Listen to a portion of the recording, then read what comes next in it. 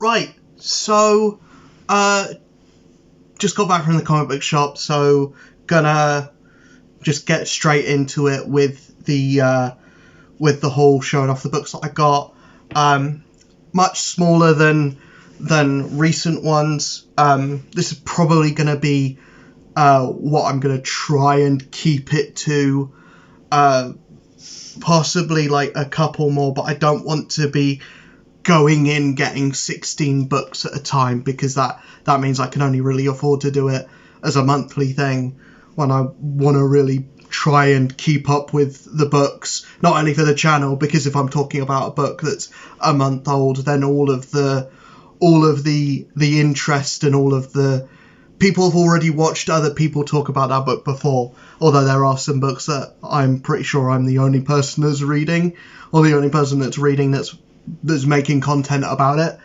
But that being said, get straight in with showing off the books.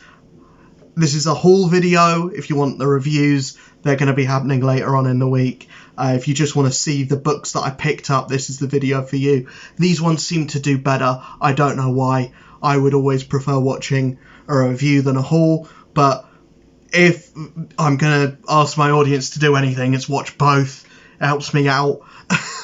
But anyways, Avengers number 9. This is a series that I haven't been 100% on board with.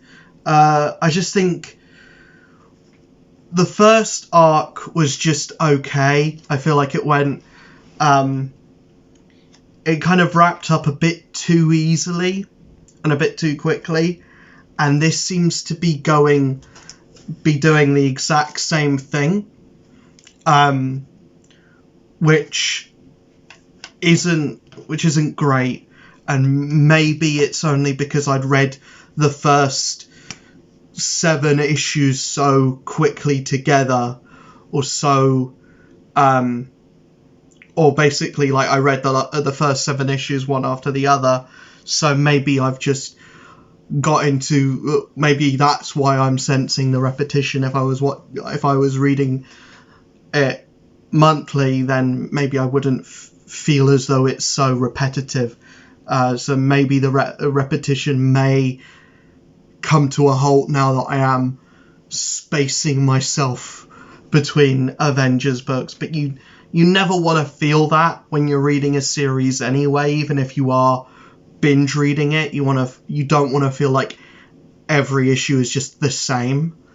And especially since the book's not even at issue 10 yet, and you're starting to get repetitive already. Fantastic Four number 15. This is a great cover. The covers for Fantastic Four have always been great, and I'm glad that Marvel is out of their kind of thing. They had a thing before Secret Wars in around 2014, when they were just and even throughout Secret Wars as well, where Ben Grimm as the Thing would be drawn as like mud instead of being drawn as like rocks. So there wouldn't be like a separation between his like rock pieces. He would feel like a clump. He would be drawn more to look like Clayface than the Thing. But now Marvel is kind of out of its like the Thing looking like mud kind of like era. And throughout the last couple of Fantastic Four runs, the Thing has been drawn more traditionally, which I've been on board with. I've liked the series to an extent. I've liked the presentation of the series, but I feel like the stories that have been told, because it's been this kind of like one and done thing, none of them have really grabbed me. But now the kids are coming back. I thought they were coming back at last issue, but at the end of the last issue something happened which means that they haven't come back yet. So hopefully by the end of this issue, or by the end of this arc, if it becomes an arc, the kids will be back, and we can get into some really interesting stuff with how they deal with having lost a year, or having had a year, whether they even feel like they have lost a year. We then have Blade. Blade is one of my favourite series at the moment, and he's either teaming up with or fighting Hulk in this issue, so that's going to be interesting.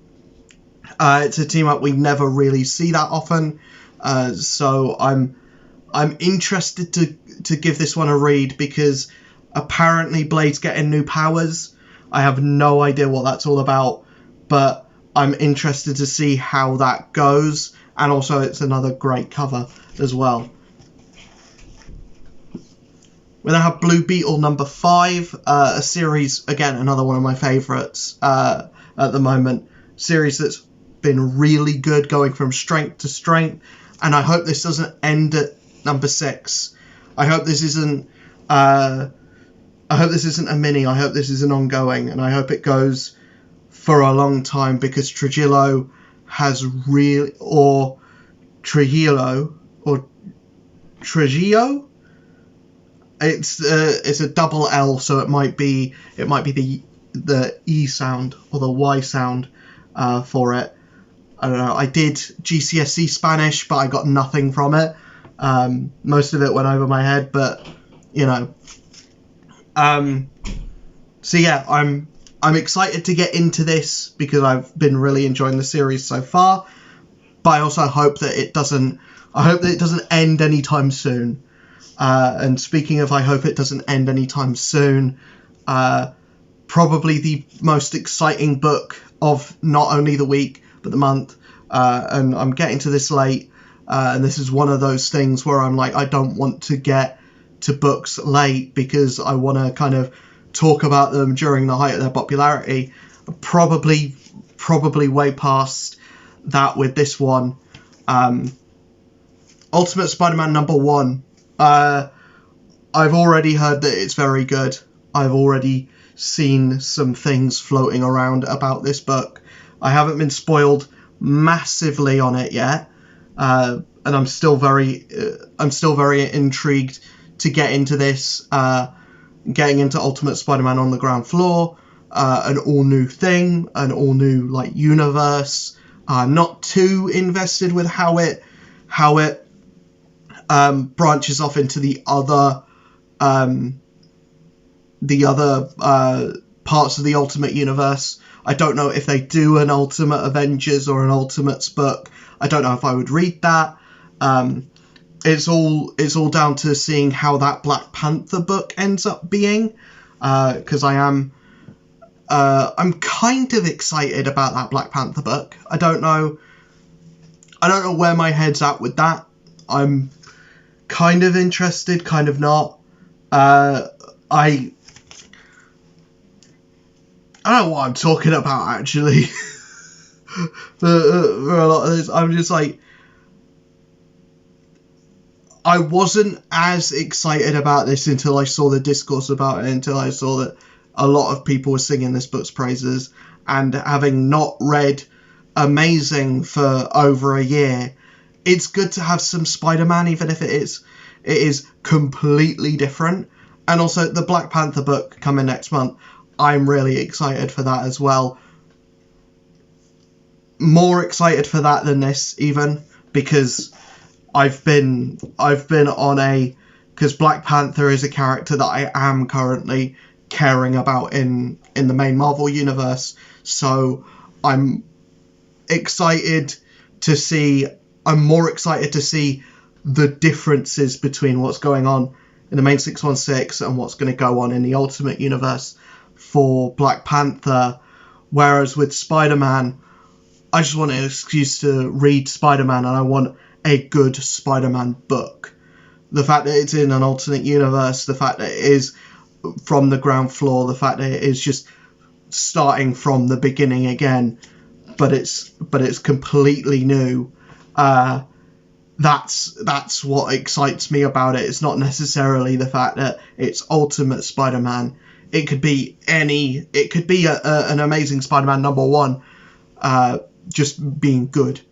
Just want good Spider-Man, and I hope that's what Ultimate Spider-Man seems to be. A lot of promise in the first issue, but we've got to see how it goes for the first arc and how it goes going past that. Yeah, very excited about the Black Panther book as well, which is coming out next month, which I'm definitely going to give a shot, because not a lot of people are talking about that. I feel like Ultimate Spider-Man has dominated the headlines. It's dominated a lot of the public discussion about that. I'm just excited to see, and I'm kind of interested to see what the opinion of comic book goers is going to be about Ultimate Black Panther as well. I'm excited to see. It's not going to be nearly as big of a seller as Ultimate Spider-Man is, but I hope people read it. I hope people give it a shot, like they are doing with Amazing Spider-Man or Ultimate Spider-Man. But yeah, I'll see you guys in the review video. I don't know if I've got any videos coming out in the interim, but there will be streams. We're playing Prince of Persia: The Lost Crown over on here, but we're streaming it 9 o'clock most days. If I don't stream, that's probably because I'm ill or just not in the right frame of mind to stream. So I will probably be streaming most days, just not weekends. But yeah, from 9 p.m. British time to whenever, for as long as I feel like it, we'll be streaming. And at the moment it is Prince of Persia: The Lost Crown. I'll see you guys over on the streams. I'll see you guys in the next video, which will be the reviews. See you guys then. Peace.